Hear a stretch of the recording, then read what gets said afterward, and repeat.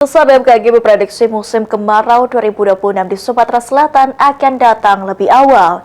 Bahkan diperkirakan lebih panas dan kering dibandingkan tahun sebelumnya. Kondisi ini turut dipengaruhi fenomena El Nino meski masih dalam kategori lemah.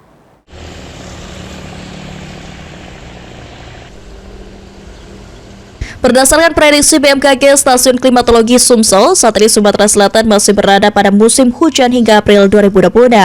Sementara musim kemarau baru akan dimulai berlangsung pada bulan Mei hingga September 2026.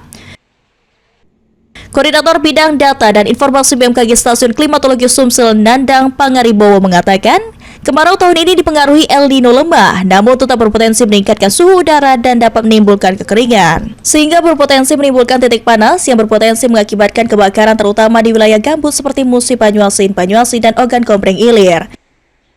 Wilayah Sumatera Selatan akan masuk musim kemarau di bulan Mei sampai dengan nanti di bulan September tahun 2026.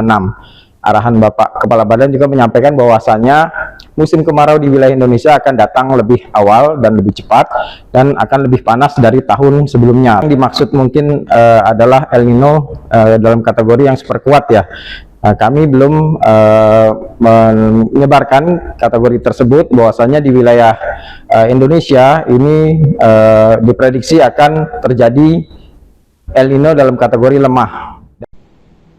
Suhu udara selama kemarau diperkirakan berkisar 27 hingga 34 derajat Celcius, sehingga BMKG meminta kepada seluruh pihak meningkatkan kewaspadaan sejak dini agar dampak kekeringan dan karhutla akibat kemarau dapat diminimalisir.